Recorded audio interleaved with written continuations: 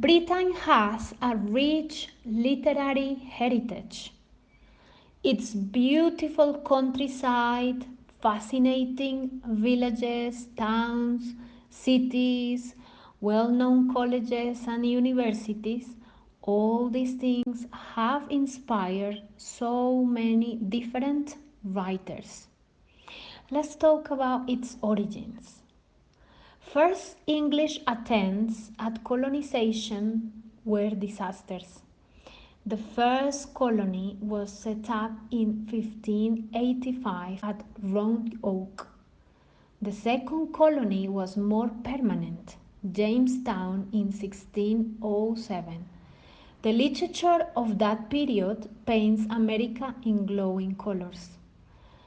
Because England eventually took possession of the North America's colonies, the best known and most anthologized colonial literature is English.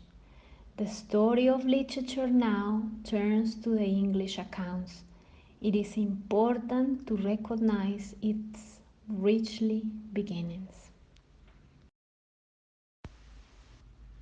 This is a list of English writers from early years: Anne Bradstreet, Michael Wigglesworth, Samuel Sewell, Mary Rowlandson, Cotton Mather, Roger Williams, John Woolman, Jonathan Edwards. They wrote about common themes. The five most commonly identified and most commonly used are overcoming the monster, rags to riches, the quest, voyage and return, and boy meets girl. Nearly every single story told in English incorporates one or more of these themes. Two other themes, comedy and tragedy, are often added to this total, but these themes can be simplified down to happy or unhappy ending. Anne Bradstreet was born in Dudley in 1612 in Northamptonshire, England. She married Simon Bradstreet, a graduate of Cambridge University, at the age of 16. There, Bradstreet and her husband raised 8 children, and she became one of the first poets to write English verse in American colonies. Her first work was published in London as "The 10 Mules Led to Sprung Up in America". The publication proposal seems an attempt by the bold Puritans to show that a divine and educated woman could elevate a sustained position as mother and wife without the need to compete with men. Anne's brother-in-law returned to England secretly take the poems. They were published in 1650 under the title "The 10 Mules Recently Emerged in North America". Michael Wigglesworth (1631–1705) was an American Puritan poet, physician, and minister. His poem, "The Day of Doom", enjoyed a popular success and quality in America before Longfellow. Michael was born probably in Yorkshire, England, on 1631. "The Day of Doom" poem published in 1662. This poem was undoubtedly the most popular book of its time in New England, and contained no less than 200 stanzas of 8 verses. Samuel Sewell (1652–1730) was a Jewish businessman and printer in the province of Massachusetts Bay, best known for his involvement in the Salem witch trials. He later apologized about that, and his essay "The Selling of Joseph", in that one, criticized slavery. The Journal of Sitwell is one of the richest and most valuable testimonies about the North American ways of life of the time. Reason why is considered like one of the most trustworthy historical documents of New England on the end of the century 17 and principles of the 18th. Mary Lawrence, born around 1637 in Somerset, England, Mary White was the sixth of 10 children. Her family immigrated to New England when she was very young, settling first in Salem and later in the frontier town of Lancaster in Massachusetts colony. In 1656, Mary married Joseph Rawlinson, the Harvard-educated Puritan minister of Lancaster, and for the next 20 years she occupied the role of a Puritan wife, tending to her home and raising children. She was kidnapping for Narragansett Indians. This incident is the basis of Rawlinson's extraordinary account of her captivity among the Indians. Her short book, A Narrative of Captivity and Restoration of Mr. Mary Rawlinson, was published first in London, then in Cambridge, Massachusetts. In 1682, she became the founder of a significant literary and historical genre, the Captive Narrative, which was also the first book in English published by a woman in North America. Cotton Mather was born on February 12 in 1663 at the Massachusetts Bay Colony in Boston to Maria and Increase Mather. He was the grandson of John Cotton and Richard Mather, who were both important Puritan leaders. He attended Boston Latin School, and in 1678, at the age of 15, he graduated from the Harvard University. In 1660, he was made a Fellow of Harvard College. Throughout his life, he remained involved in the affairs of the college. Cotton Mather wrote a number of books that dealt with subjects like modern science, religion, philosophy, biography, sermons, poetry. He wrote in 7 languages and even knew the Iroquois Indian language. His book Biblia Americana revealed his interpretations of the Bible. Boston Ephemeris and the Christian Philosophers are treatises on science.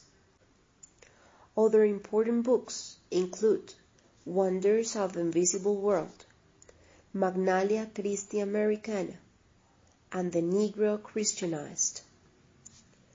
Cotton Mather was one of the ministers whose opinion was taken regarding whether or not to allow spectral evidence during the witch trials. Roger Williams was an English colonist in New England, founder of the colony of Rhode Island, and pioneer of religious liberty. Williams' numerous books include one of the first phrase books of Indian languages, the Languages of America. The book also is an embryonic ethnography, giving bold descriptions of Indian life based on the time he had lived among the tribes. Each chapter is devoted to one topic, for example, eating and mealtime. Indian words and phrases pertaining to this topic are mixed with comments, anecdotes, and a concluding poem. John Woolman was a British-American Quaker leader and abolitionist whose journal is recognized as one of the classic records of the spiritual inner life. Until he was 21, Woolman worked for his father, a Quaker farmer. The Journal of John Woolman was published 2 years after the death of the author. In it, the true religious spirit of Woolman is revealed, an American Quaker who exposes in his diary his intimate relationship with God.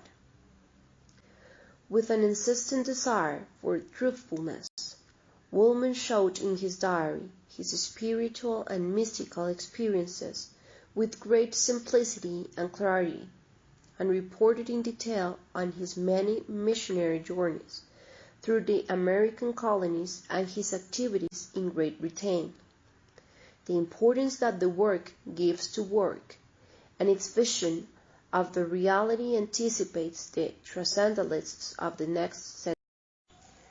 Jonathan Edwards was the greatest theologian and philosopher of British American Puritanism, stimulator of the religious revival known as the Great Awakening, and one of the forerunners of the age of Protestant missionary expansion in the 19th century. The antithesis of John Woolman is Jonathan Edwards, who was born only 17 years before the Quaker notable. Woolman had little formal schooling, while Edwards was highly educated. Woolman followed his inner light, while Edwards was devoted to the law and authority. Both men were fine writers, but they reveal opposite poles of the colonial religious experience. In 1731, Edwards preached in Boston the public sermon, later published with the title of God Glorified, in Man's Dependence. This was the first public attack on Arminianism. The predominant thought was the absolute sovereignty of God in the work of redemption, that while it was God's job to create the blessed man, it was his good pleasure and mere and arbitrary grace that any man was now blessed, and that God can deny this grace without contempt for any of his perfections. Okay, the Puritan legacy. First, we need to know a lot of information about the people that brought all this culture and all these behaviors from England. They are Puritans. The American character, and through it, the American literary tradition, has been shaped by the moral, ethnical, and religious convictions of the Puritans. Who were Puritans? Okay, it refers to a number of Protestant groups that sought to purify the Church of England. They have simple forms of worship, and their religion was a personal inner experience. They came to New World in hopes of maintaining English identity. They were persecuted in England for their beliefs. Puritan traits: self-reliance, industriousness, temperance, and simplicity. Okay, when we talk about England's legacy, we talk about Puritan's legacy, because we had to know about their writing, their characteristics of Puritan's writing. Okay, let's continue. Here we will see some characteristics of this way of writing. The Bible provided a model, a conception of each individual life as a journey to salvation. They saw direct connections between biblical events and their own lives. Okay, use writing to explore their inner and outer lives for signs of the workings of God. They favored a plain style with clarity of expressions and avoided the complicated figures of speech. They had diaries and histories that were the most common forms of expressions. In them, writers described the workings of God.